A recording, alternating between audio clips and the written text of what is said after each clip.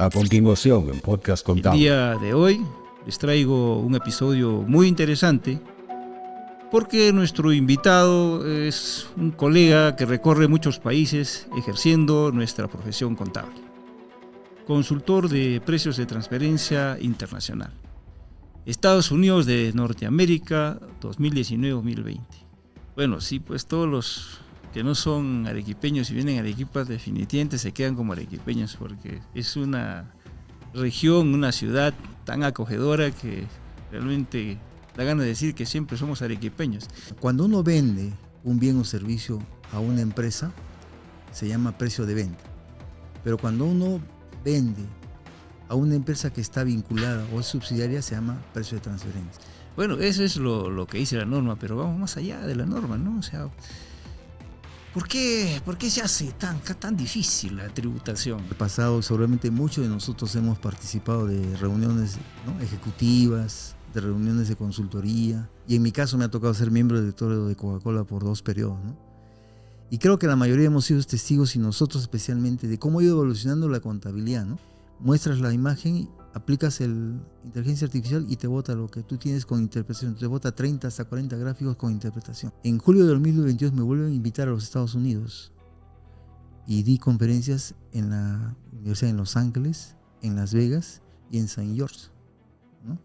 Entonces, uno de los que me invita, un CEO que me invita a mí a los Estados Unidos, me dice: el objetivo por el cual vienes en este viaje es para que descubras la importancia de la economía plateada. Pero en todo caso habría que cambiar de repente las normas laborales. Se ha querido contratar a un jubilado y dice, no puedes contratar jubilados porque no puede entrar a planilla. Que no tienes que contratar a gente jubilada. Pero sin embargo acá tú nos traes una idea en donde dicen, ¿saben qué? Acá hay un gol. Decirles a los padres de la patria que de alguna forma comiencen a cambiar esta norma tributaria, ¿no? Hay mucha gente joven, y lo digo joven porque a pesar que tenga 60 o 65 años, todavía es joven, todavía está activa, está dinámica. Entonces, si nosotros como país necesitamos replantear y cambiar el curso de los hechos, tenemos que valernos de la ciencia y la tecnología, pero también complementarla con la sabiduría. Si esas personas vuelven a ingresar a la economía y generan emprendimientos, todo esto se va a dinamizar. Una palabra que yo siempre empleo es sabiduría, o sea, no conocimiento, no, sabiduría, o sea, que es totalmente diferente. Sí, pues si estás hablando de 60 años, yo tengo 69 años y 69 años y todavía me siento joven. Es que... Claro, haciéndolo porque se sienten con ganas y no van a saber qué hacer. Entonces, ¿qué viene? La tensión, la presión, la depresión, el estrés, y finalmente hasta terminan en los hospitales. ¿Qué vamos a ganar con eso? Más hospitales, más médicos, más medicina, más gastos, claro, que no podríamos. Hasta prevención es. Así hasta es. Prevención, caramba. El trabajador llega a su límite de edad y ya quieran votarlo, si no hay otras formas de poder. Están despidiendo a un sabio. Así es.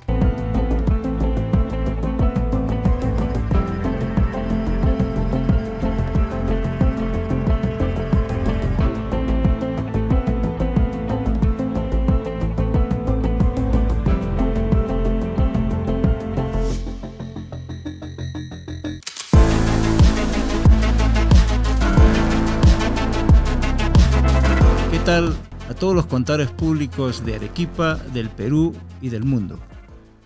Están todos ustedes en un episodio más del podcast Contable, espacio del Colegio de Contadores Públicos de Arequipa. El día de hoy les traigo un episodio muy interesante porque nuestro invitado es un colega que recorre muchos países ejerciendo nuestra profesión contable. Y como es costumbre para nosotros, antes de la entrevista damos lectura de algunos temas del currículum, pues, de nuestro invitado. Nuestro invitado es el contador público colegiado Roberto Vargas de la Gala, consultor de precios de transferencia internacional. Él tiene la dirección ejecutiva y operativa en precios de transferencia, desarrollado en la República del Perú desde el año 2005 a la fecha, República Dominicana en el 2016, Colombia 2021-2022, Chile 2021-2022, Honduras 2021-2022, la República de Guatemala 2021-2022, Estados Unidos de Norteamérica 2019-2020. Bueno, tiene pues un amplio bagaje de conocimientos nuestro colega Roberto Vargas de la Gala. Bueno, y les digo que él no está colegiado en nuestro Colegio de Contadores Públicos de Arequipa, él es colega que está colegiado en el Colegio de Contadores Públicos de Tacna, pero él estudió acá en la Universidad Católica Santa María de Arequipa. Es ileño, bueno, no le gusta que le digan que es moqueguano, ¿no? Pero es ileño, de la región Moquegua. Él brinda solución innovadora para abordar los desafíos fiscales, ¿no? A partir del año 1988 fue nombrado miembro del directorio por 2 periodos de la empresa fabricantes de bebidas gaseosas Coca-Cola, Fanta y Sprite. Estudios de posgrado en la Universidad Tarapacá de Chile. En los años 1997 a 1999 fue nombrado vicedecano del Colegio de Contadores Públicos de Tacna. En 1998 formó parte del comité organizador del primer seminario regional interamericano de contabilidad, denominado Contabilidad y Auditoría Ambiental en la ciudad de Tacna. En el actual mundo global, eventos caracterizados por el cambio, ha continuado capacitándose y compartiendo conocimientos, habiendo participado a partir del año 2019 en los siguientes eventos. Fue expositor, precios de transferencia en Ahora Perú en el año 2018, foros virtuales internacionales con especialistas y consultores en precios de transferencia en los países de México, Argentina, Uruguay, Colombia sobre el plan de acción BEPS. Mapa de indicios de riesgos fiscales en precios de transferencia Lima, Perú. Contenido de reportes locales, reportes maestros, reportes país por país de Lima, Perú. Bueno, y tenemos pues una cantidad de congresos, de exposiciones, videos, ¿no? Entrevistas, publicaciones, proyectos, libros. Bueno, creo que el colega tiene pues un amplio bagaje de experiencia en la parte contable. Ha escrito algunos libros sobre historia de estados financieros, precios de transferencia, navegando riesgos y oportunidades en un mundo en evolución. Muy bien, la verdad que nos podemos pasar acá toda la hora de la entrevista, mi querido amigo Roberto, leyendo tu currículum, así es que creo que lo dejamos así, ¿no? Para poder comenzar a tratar los temas pues que el día de hoy, por los cuales estás pues presente acá en este espacio del Colegio de Contadores Públicos. Y bueno, te dejo en uso la palabra, mi querido amigo Roberto. Muy bien, buenas noches, Walter, por permitirme estar en este podcast y también dirigirme a los colegas que nos están en este momento sintonizando, viendo y escuchando. Para mí es un privilegio y una gran oportunidad estar aquí. Me siento muy contento.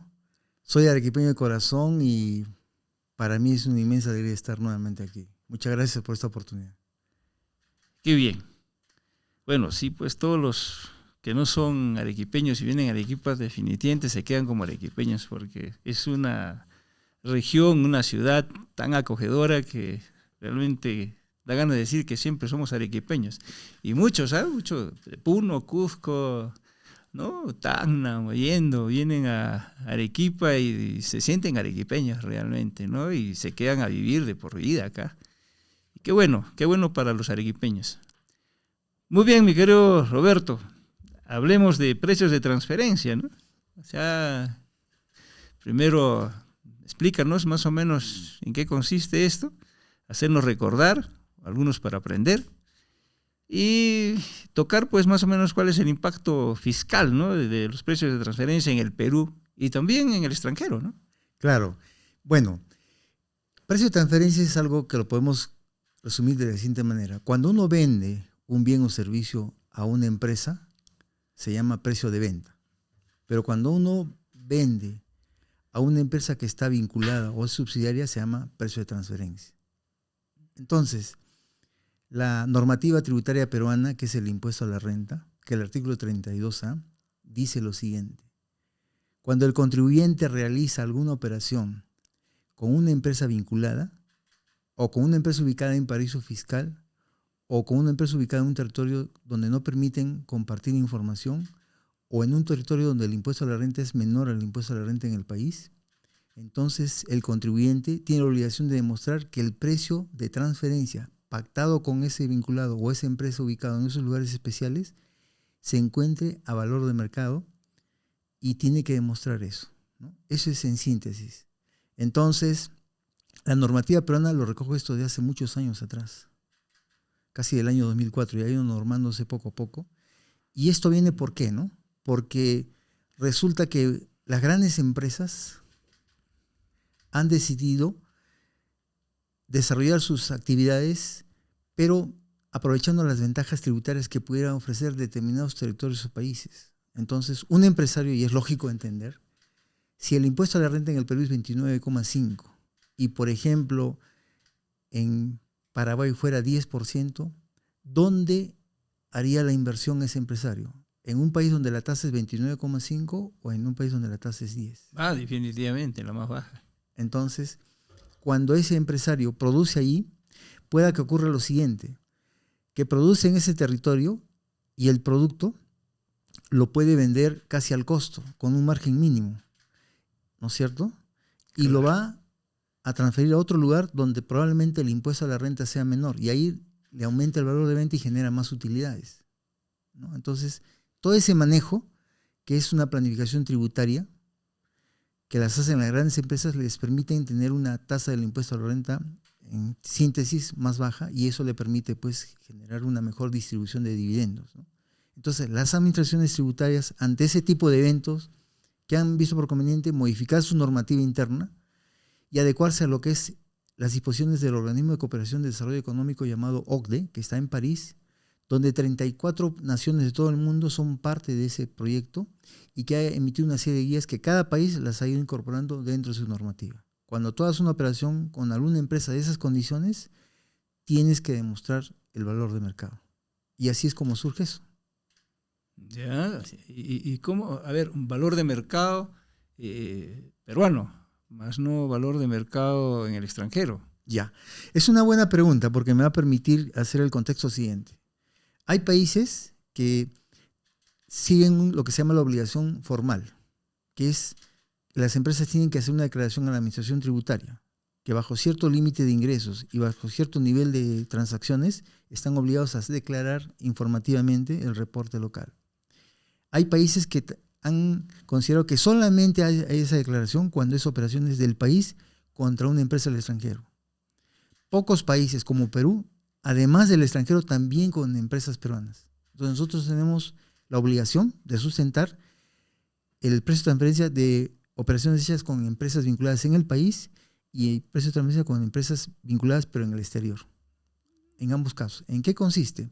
Que las condiciones pactadas para la operación, hechas con un tercero en el mercado local, sean exactamente las que se han transado con el vinculado. Eso se llama el principio de Arlen, que es a la distancia de mi codo con un tercero, es exactamente la distancia que debe haber con el precio de transferencia de un vinculado. ¿Ya? Cualquier diferencia que no sea así permite un ajuste para efectos del impuesto a la renta. O sea que, a ver, si yo tengo un producto que se lo vendo a un tercero, a 10 soles, por decirte, a mi víncula también debo de transferirle a 10 soles. Es correcto. ¿No? Porque si le transfiero a menor precio, entonces la referencia que tiene, en este caso, que es el valor de mercado, sería mi cliente al que le vendo 10 soles. Correcto. Es así. ¿Y qué se hace con esa diferencia? O sea, Ok. Entonces, en esos casos, por ejemplo, ocurre que se vende a un tercero a 10 soles y se vende a 5, entonces la empresa está en la obligación de demostrar que esos 5 soles están a valor de mercado. Si no lo demuestra, tendría que pagar por esa diferencia el 29,5% del impuesto a la renta. De eso a nivel de una declaración, dentro de la declaración anual común adicional, o hay una declaración jurada diferente para esos 5 soles para poderle calcular el 29,5%. Ok, digamos que hoy día estamos en el mes de diciembre. ¿Ya? Y digamos que el día 31 cerramos el estado financiero. Y lo consecuente sería que hagamos la declaración jurada de impuesto a la renta. Claro. ¿No es cierto? Ahí consignamos todas las operaciones de ingresos, costos y gastos. Dentro de esas transacciones pudieran haber operaciones de ventas de precios de transferencia con vinculados en el país o en el exterior. O pudieran haber operaciones de costos y gastos con vinculados en el país o en el exterior. Normalmente hacemos la declaración y hacemos el cierre. Y en el mes de mayo, que sería la obligación del mes de junio, las empresas tienen que contratar a un especialista en precios de transferencia para declarar la evaluación si esas transacciones que se han declarado se encuentran a valor de mercado. Y si no, tiene plazo para hacer una declaración jurada informativa local en la cual dice, ok, yo hice estas transacciones identificadas de ingresos, costos y gastos que suman tanto y el valor de mercado de acuerdo al estudio es tanto. Por lo tanto, esa diferencia significaría un ajuste por valor de mercado. Esa declaración jurada determina cuánto es el monto del impuesto, lo paga y el siguiente paso es rehacer la declaración jurada del ejercicio que se cerró para incorporar ese monto de ese impuesto que ya se tuvo que reconocer cuando se hizo ese estudio, ¿no? Ya.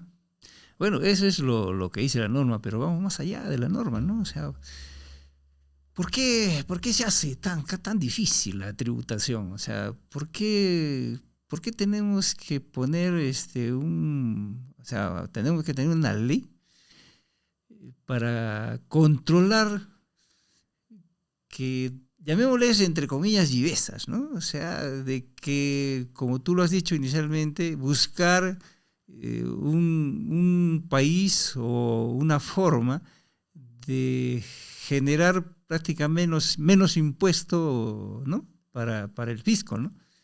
O sea, ¿por qué? O sea, ¿qué está pasando? O sea, que los empresarios peruanos, los empresarios internacionales están en ese plan de más bien de sacarle la vuelta al fisco. O sea, me gustaría más o menos, o sea, la esencia misma, ¿no? O sea, porque bueno, lo otro sí es lo que ya está establecido. Bueno, ya hay que hacerlo definitivamente porque sí es una ley, ¿no?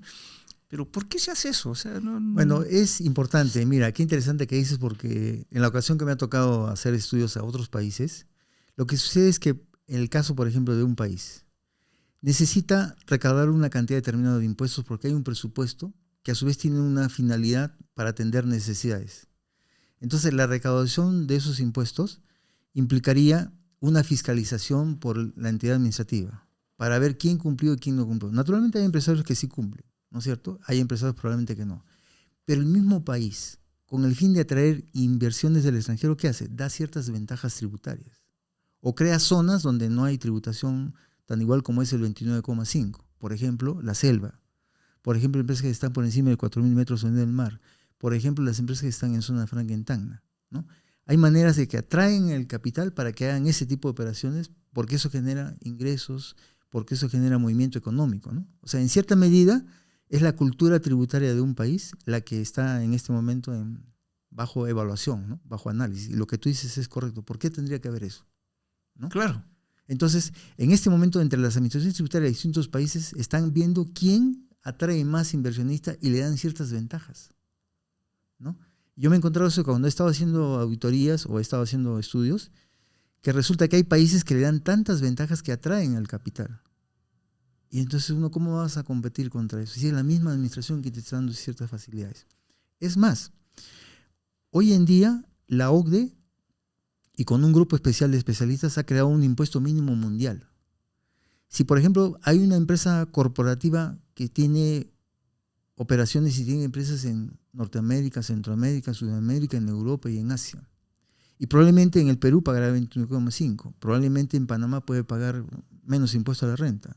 Probablemente en Paraguay pague 10%. Probablemente en Gran Caimán, en Aruba, en Hong Kong pague menos. Entonces, ¿qué dice, no? Súmame toda la cantidad de base imponible y determíname el impuesto que has pagado.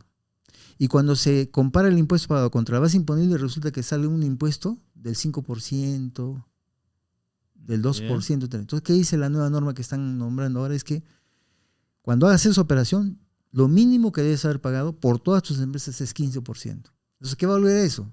Que muchas empresas van a tener que reintegrar esa diferencia entre esos 8% que les sale global con un 7 más para llegar al 15%. Y si tienen ya empresas ubicadas en Hong Kong, en Panamá, en Aruba, en Angola, van a darse cuenta que ya no les conviene eso y van a comenzar a nuevamente a hacer todo un estudio de ingeniería tributaria para ver cómo vuelven a replantear el tema, porque ya va a ser un pago. ¿Y eso desde cuándo está? Ha salido ya hace 2 años, se llama BEPS, es un plan para evitar la erosión de la base imponible. ¿Pero eso se está aplicando ya? Sí, ya en Perú ya está, desde el 2016, en otros países de 2015, 14, pero acaba de salir la versión 2.0, que es sobre el plan de acción número 1 de la economía digital, donde dice eso, ¿no? Que a partir de ahora se van a tener que poner de acuerdo todos los países miembros de OCDE para implementar ese impuesto mínimo que sería el 15%. Entonces, de esa manera, ya no va a haber ese tema de que se van a eludir o en todo caso disminuir el impuesto a la renta, sino que va a haber una manera de resarcir ese impuesto. Ya, bueno, este tema definitivamente da para más, ¿no? Así es que, de acuerdo al compromiso que tenemos, vamos a tener que trabajar todo ya un curso, un taller que lo va a realizar justamente la Dirección de Investigación con la Comisión de Investigación Contable, donde ya tú gentilmente pues nos has indicado y que tu participación totalmente desprendida, sin ningún costo, para poder realizar pues, ¿no? Y dar el conocimiento a todos los colegas que todavía no estamos metidos o no es nuestro rubro, pues, ¿no? Porque esa es toda una especialidad, ¿no? El tema de los precios de transferencia, ¿no? Así es, mira, encantado de poder colaborar y ya sabes que estamos a disposición, ¿no? Así es que otro tema que también por ahí nos indican que pues ustedes tiene todo un conocimiento referente al storytelling, ¿no? Storytelling. Storytelling. Ay, caramba. De estados financieros. A ver, coméntanos de qué cosa se trata de este conocimiento. Claro, si hacemos una mirada hacia el pasado, seguramente muchos de nosotros hemos participado de reuniones, ¿no?, ejecutivas, de reuniones de consultoría, y en mi caso me ha tocado ser miembro del directorio de Coca-Cola por 2 periodos, ¿no?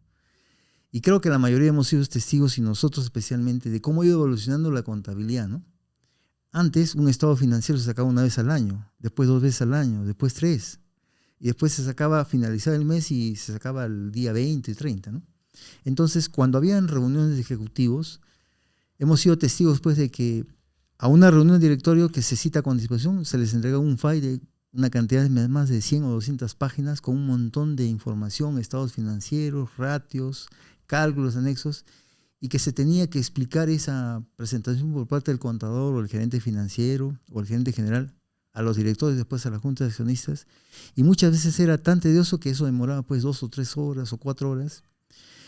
Hoy en día eso lo podemos seguir haciendo, pero bajo una técnica de contar una historia con gráficos a partir de los estados financieros, de tal manera que podamos ver rápidamente, en pocos minutos, cómo está la situación económica y financiera de la empresa, cómo está el tema de tributación, cómo se ha comportado el nivel de costos y gastos, dónde ha habido pérdida o dónde ha habido rentabilidad, y sobre todo con esa información, cómo podemos avisorar como pronóstico el presente o el futuro, ¿no? Entonces, ese lapso de tiempo hoy en día nos ayuda a ser más expeditivos con entrega de información, y para eso está contar una historia de estados financieros de una manera didáctica, de una manera gráfica y sobre todo de una manera interactiva, ¿no? Entonces, eso es un poco en resumen el storytelling, contar los estados financieros de una manera simple y sencilla y rápida. Bueno, ¿y qué herramientas se utilizan, ¿no? Porque imagino debe haber un software, ¿no? Claro. Un RP, algo referente para poder hacer todo ¿no? Esta historia de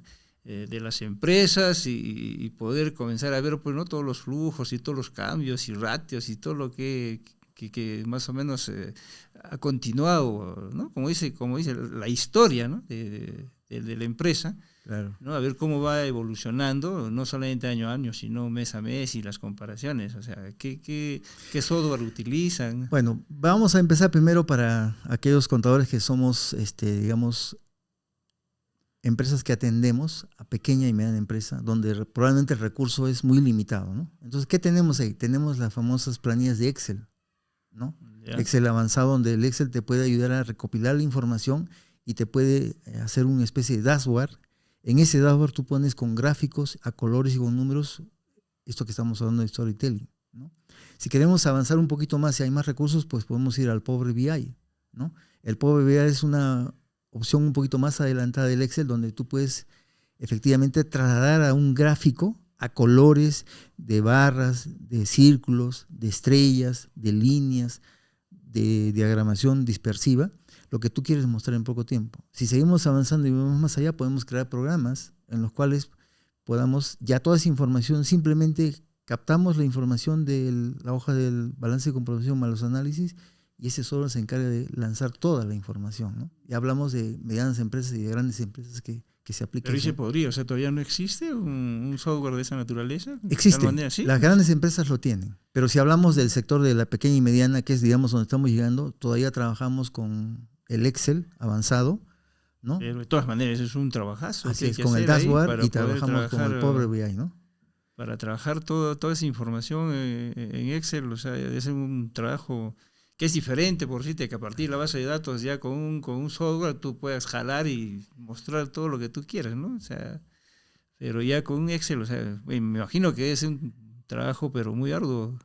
Claro, Roberto. Al comienzo diseñar toda la formatería y las conexiones que se van a hacer toma su tiempo, pero una vez que ya se diseña ese gráfico y esa plantilla, después simplemente es alimentar con la información.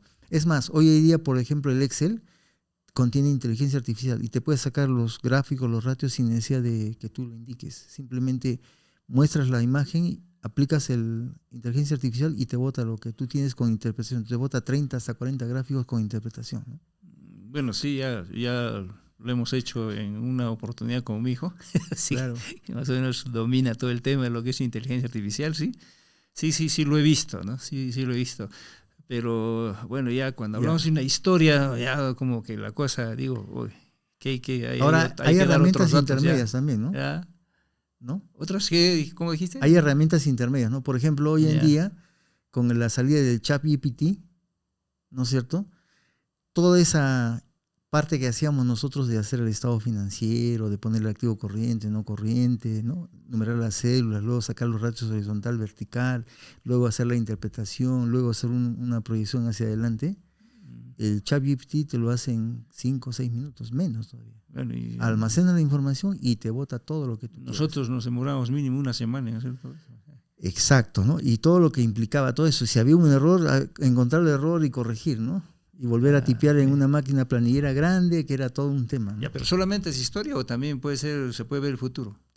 Claro, entonces también podemos proyectar los estados financieros, ingresos, costos y gastos, y la misma herramienta te puede lanzar los estados financieros hacia adelante. Porque acá más o menos está hurgando un poco tus redes sociales y, por ejemplo, mira acá, ¿no? Que decía reporte local y conocimiento del ADN empresarial. O sea, ¿qué es esto? Decía, por Dios, qué tema para importante. Decía que acá 27 de septiembre, bueno, no dice de qué año, me imagino debe ser este año, pero dice, ¿no? Está Roberto Vargas de la Gala, tema, el reporte local y el conocimiento del ADN empresarial. Le dije, carajo, bueno, ¿qué es eso? Decía, a ver, coméntanos, referente. Claro, un poco, de repente ahora quizás con la calma que nos da esta oportunidad y este medio, ¿qué pasa? Que en precio de transferencia existen dos obligaciones. La formal, que indica que si una empresa tiene más de 2.300 UITs de ingresos devengados en el año y las transacciones son mayores a 100 y menores a 400 UITs, presenta el anexo número 1.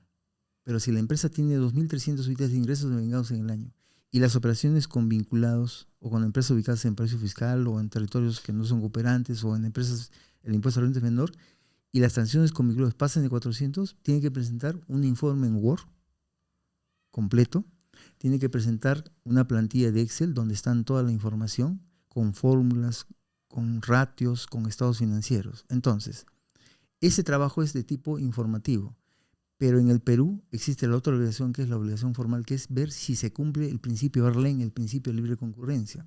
Cualquier transacción mayor a 2,5 UITs, el contribuyente tiene la obligación de contar con el valor del mercado. Entonces, una cosa es la información declarativa informativa, que es una vez al año, y otra cosa es lo que la Contraloría tiene como operaciones con vinculadas que no están en el radar, pero que superan 2,5. Entonces, para poder hacer ese trabajo, es de esta manera, ¿no?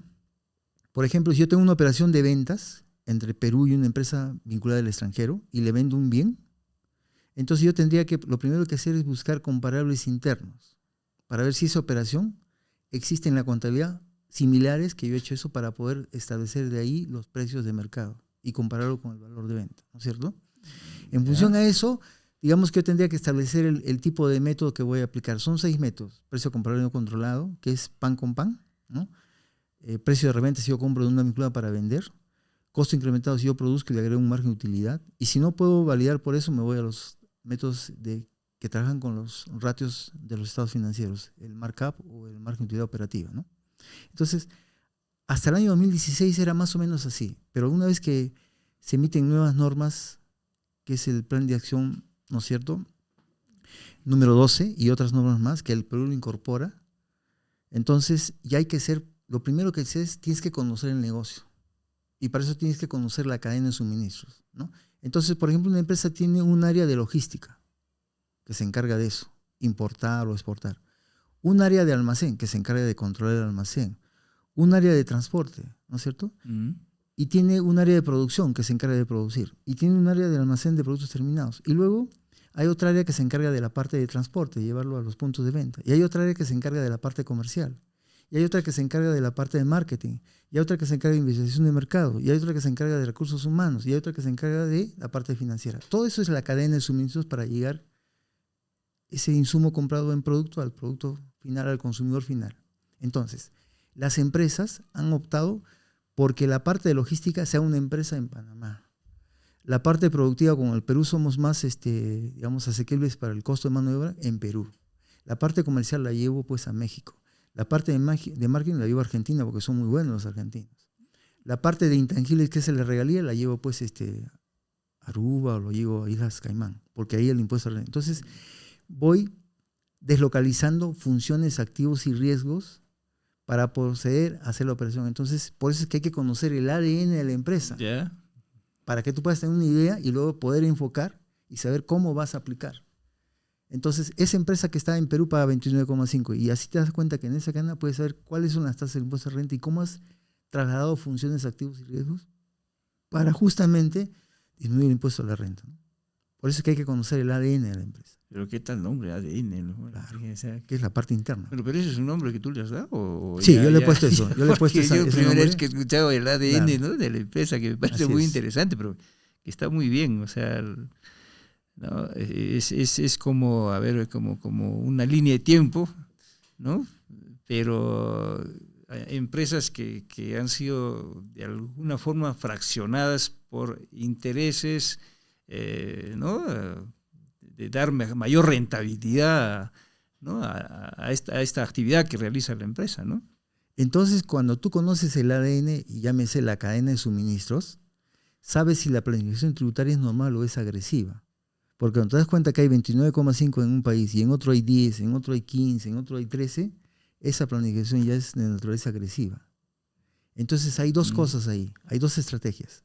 Una es disminuir la base imponible para pagar menos impuestos a la renta y la otra es trasladar tus beneficios a otra jurisdicción donde pagan menos o es mínimo el impuesto a la renta. Por eso es que es importante conocer el ADN para ver el impacto fiscal de esos precios de transferencia donde has deslocalizado funciones, activos y riesgos. Qué bien, qué bueno. Bueno, ese es otro taller que también te has comprometido Así es. a entregarnos acá en el Colegio de Contadores Públicos de Arequipa. Y algo muy interesante que me ha parecido, y que la verdad que para mí también ha sido una novedad, lo de la economía plateada, ¿no? Coméntanos esto referente a la economía plateada, o sea, ¿de qué se trata? A ver si la aplicamos acá en Arequipa. Claro, en julio del año 2019 me invitan a dar una conferencia en el Whittier College de Los Ángeles, en Estados Unidos. Cuando yo doy la conferencia, habían CEOs, habían académicos y habían inversionistas también que estaban en esa universidad. Entonces, ellos ya me comenzaron a hablar de que era importante que esa distribución de información de análisis financieros, del ADN y de muchas otras técnicas que tenemos como el storytelling, que deberían ya de comenzarse a difundir. En julio de 2022 me vuelven a invitar a los Estados Unidos y di conferencias en la Universidad en Los Ángeles, en Las Vegas y en St. George, ¿no? Entonces, uno de los que me invita, un CEO que me invita a mí a los Estados Unidos, me dice, el objetivo por el cual vienes en este viaje es para que descubras la importancia de la economía plateada. Y claro, como cualquiera de nosotros, pues, ¿no? Claro. ¿Dónde puedo leer? Dame una nota, ¿no? ¿Dónde un link? ¿Dónde un libro? Y la respuesta me dijo, no te voy a dar nada porque no hay nada. Lo tienes que descubrir por ti mismo. Pasó el primer día, intentaba ver, no había ni una ficha, ¿no? El segundo día, hasta que el tercer día me di cuenta.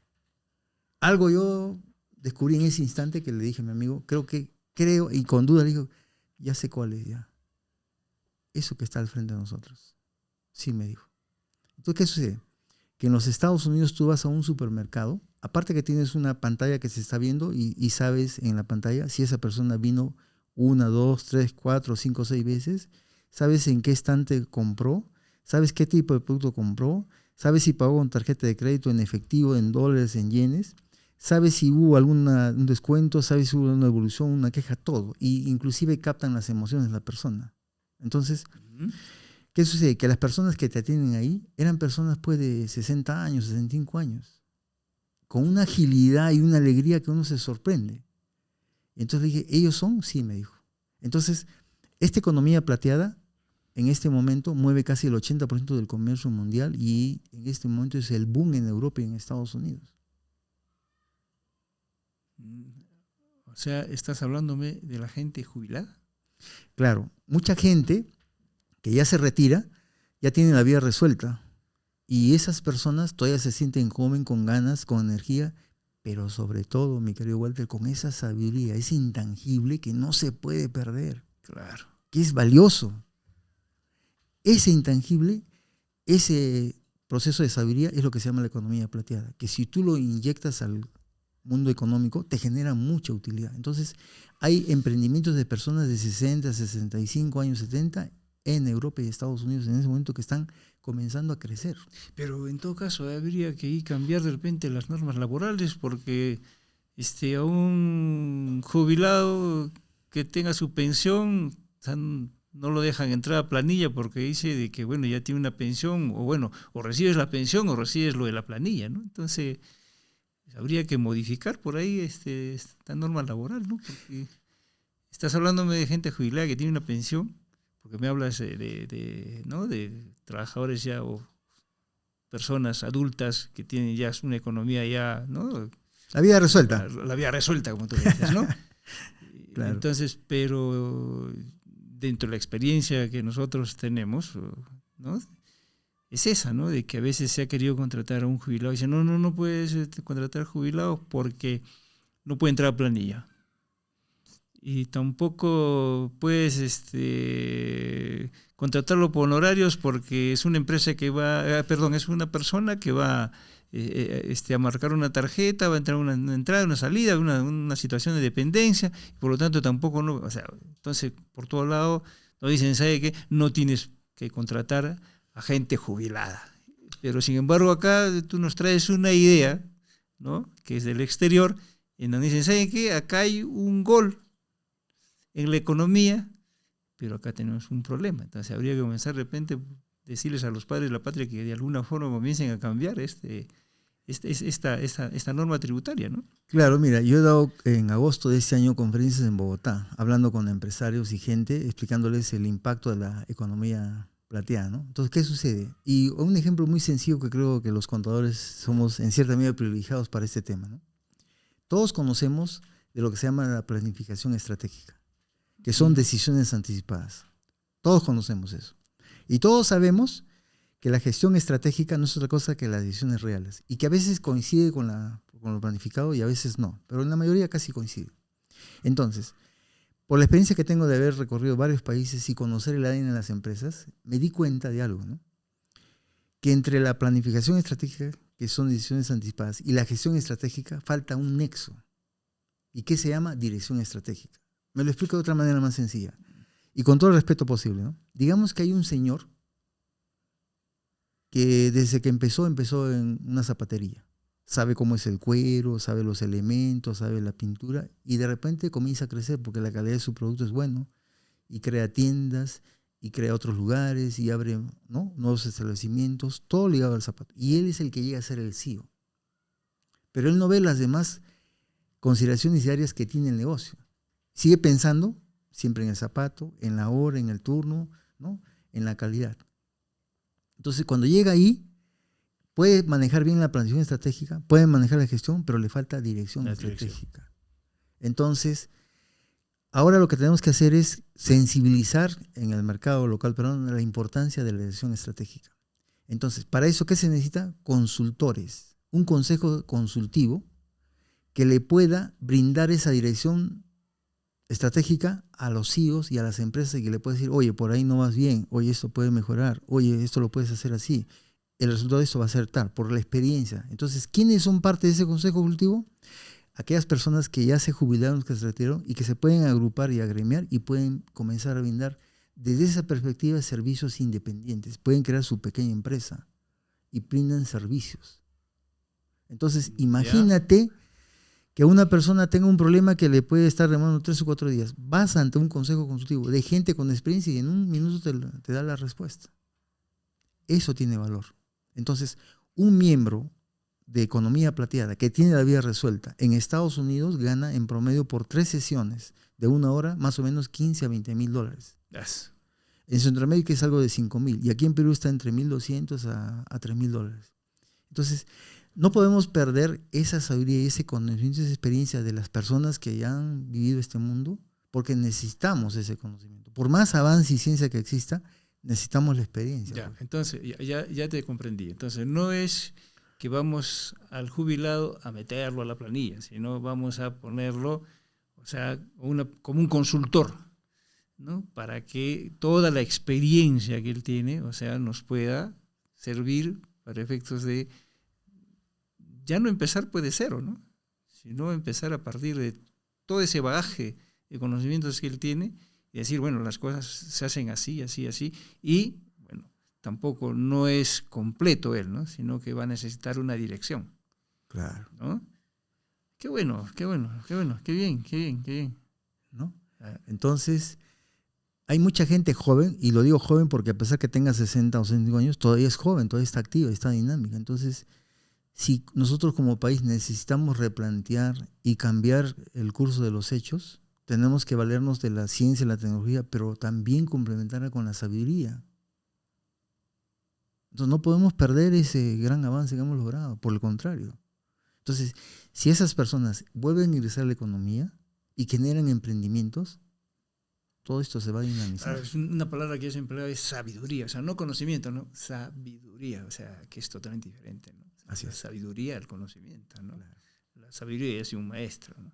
Así es. Y bueno, me parece muy interesante, realmente. Yo lo estaba tomando por el otro lado, ¿no? Decía, ¿cómo vas a meter si las normas laborales no nos dejan hacer eso, ¿no?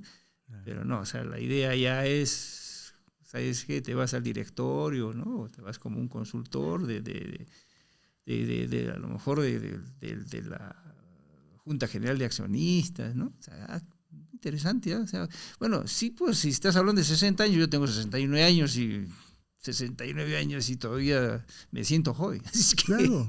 y estás hablando de una economía de 60 años, bueno, está muy bien, muy bien. ¿Algo más que quisieras de repente?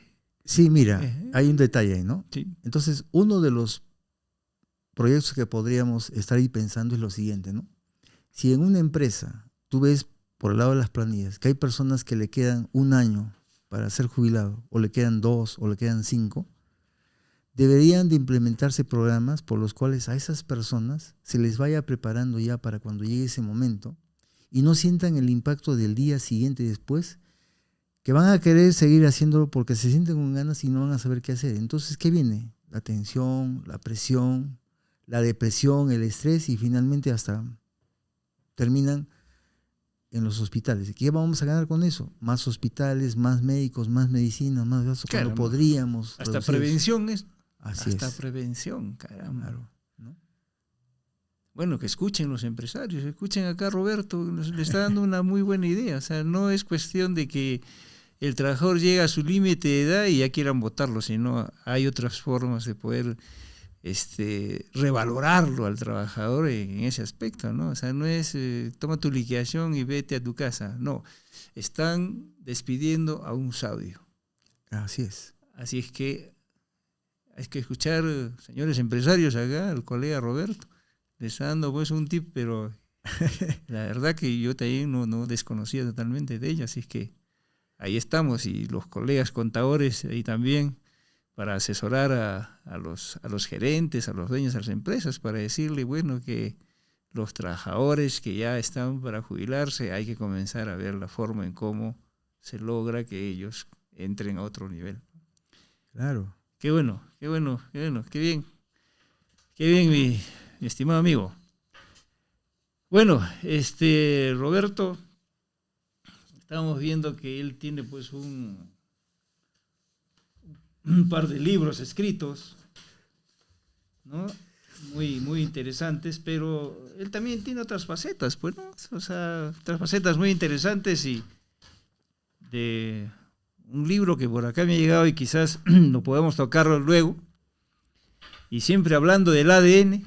Así es. Y acá no es el ADN de las empresas, sino es el ADN multitransdimensional, ¿no? Creo que esto lo tocaremos luego en un siguiente episodio para expulgar un poco a ver de qué se trata pues el ADN multitransdimensional. ¿Te parece bien, mi buen amigo? Por supuesto, sí, claro. Perfecto. Como siempre. Entonces,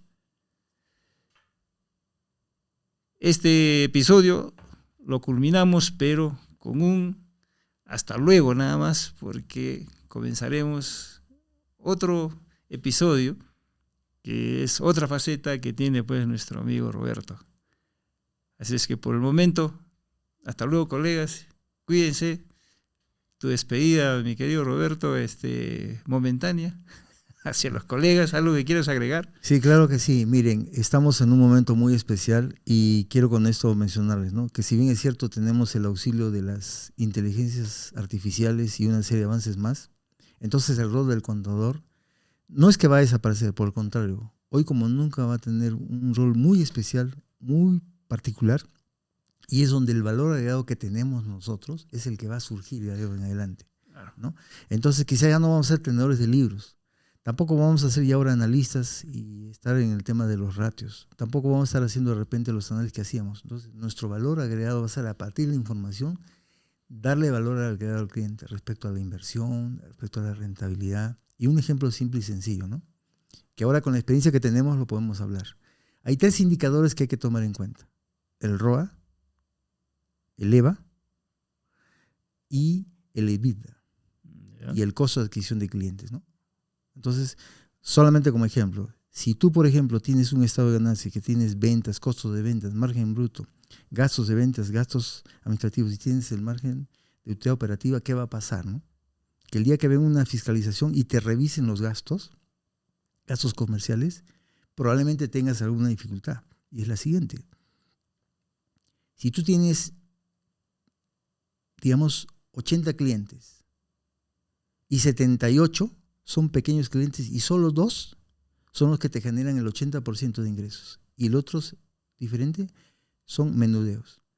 Entonces, si tú tienes gastos de ventas, dentro de ellos publicidad, marketing, que fueran $3 millones, y vinieran una fiscalización y te dice, oye, pero ¿para qué gastas tanto si tienes ya 2 clientes que los tienes recurrentemente, que los tienes fidelizados, que no te los vas a abandonar? ¿Por qué gastas tanto?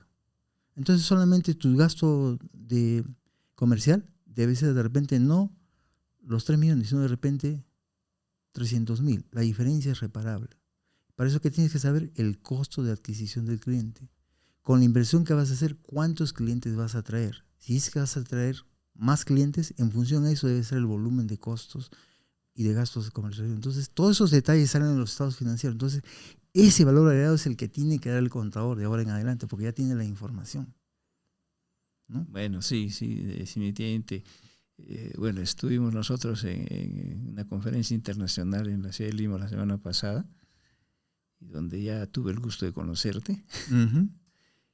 Y bueno, ahí justamente decían, bueno, todos vamos a saber de inteligencia artificial, pero el tema no es que todos sepamos inteligencia artificial y todos vamos a ser buenos, ¿no? Decía, no, o sea, acá es quien dé el mejor input, quien dé el mejor prompt, ese es el que realmente va a tener trabajo.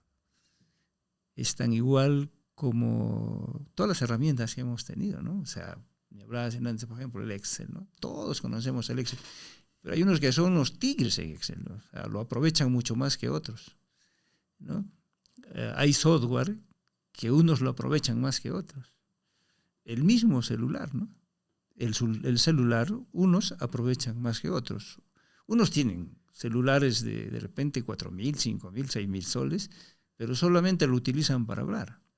Mientras que otro que tiene un celular que le cuesta 1,200, 1,300 soles, de repente lo hace hasta hablar el celular, ¿no? O sea, entonces va a depender mucho, o sea, cuánto tengas realmente de conocimiento para que des los mejores prompts, los mejores inputs, para que también la inteligencia artificial te dé lo mejor que tiene.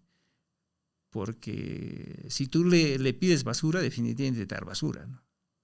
Y sabemos eso, que siempre ha sucedido así. O sea, todas las herramientas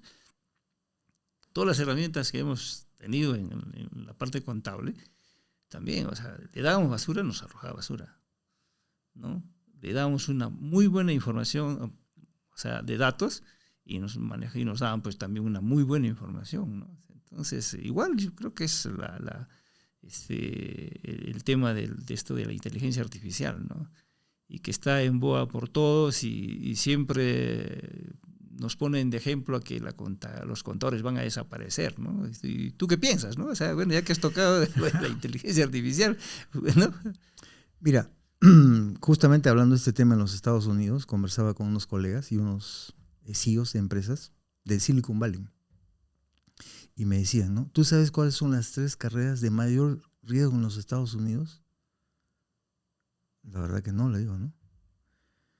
Una son los médicos. Otra son los abogados. Y otra son los contadores. Y a mayor riesgo, mayor remuneración. Mayor remuneración. Y me contaban que en la China, si un contador declara mal el impuesto o la información es incorrecta, era pena de muerte.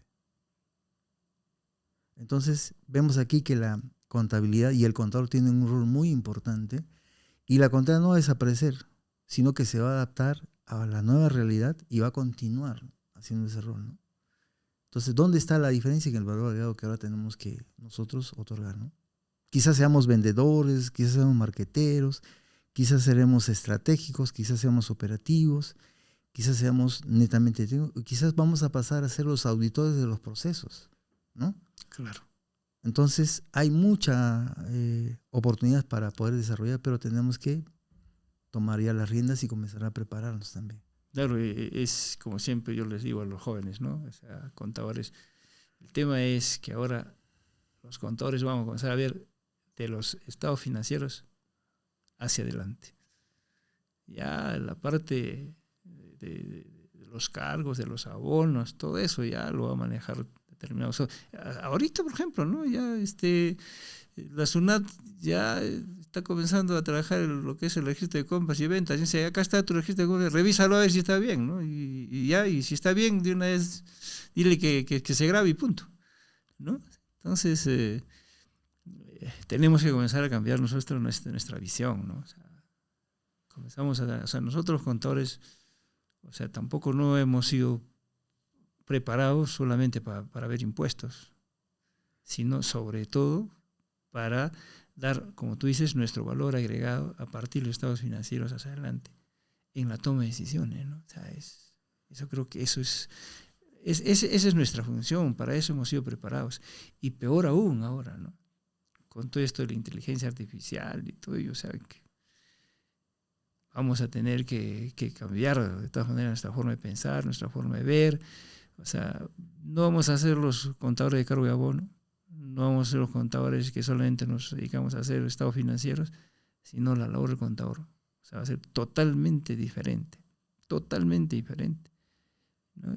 Y entre más rápido entremos al tema de lo que es la inteligencia artificial, creo que vamos a tener mayor amplitud de conocimientos para que podamos también, o sea, darle los mejores inputs, los mejores prompts a la inteligencia artificial para que nos dé los resultados. Y esos resultados, o sea, nosotros tenemos que verlos, validarlos, ¿no?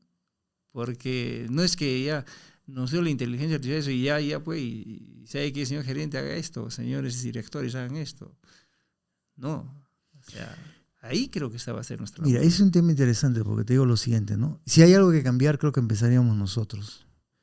Es casi común, y casi, digamos, en toda Latinoamérica, es que primero sale el fenómeno y después lo queremos normal, con normas, con reglamentos, cuando en realidad primero debemos de normar y que eso, el fenómeno se vaya desenvolviendo en esa norma. Aquí primero ocurre el fenómeno y después estamos pensando y repensando cómo lo vamos a normar, cuando en realidad debería ser, si no es a la par, por lo menos antes. De lo contrario, vamos a estar siempre desfasados en el tiempo. Hay una brecha entre, por ejemplo, en este caso de la inteligencia artificial y todo el avance en relación a la normativa peruana, del impuesto a la renta o del tema corporativo, financiero, de seguros, ¿no?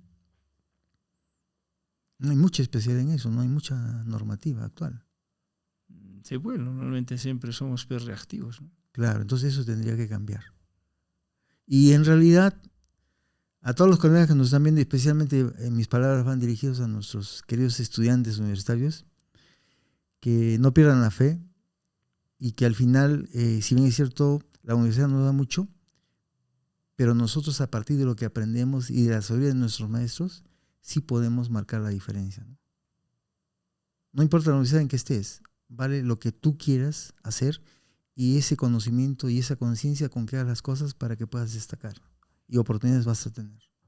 Claro, la universidad nos da la base, nos forma para ser contadores, ¿no? Pero ya va a depender mucho de cuando salgas ahí, como dice ahí, en la cancha se ven los gallos. Así es. Así es. Muy bien, mi querido Roberto, así un compromiso para poder desarrollar pues todos estos temas ya en talleres o cursos, ¿no? Que los vamos a dar en el Colegio de Contadores Públicos de Arequipa. Tus últimas palabras.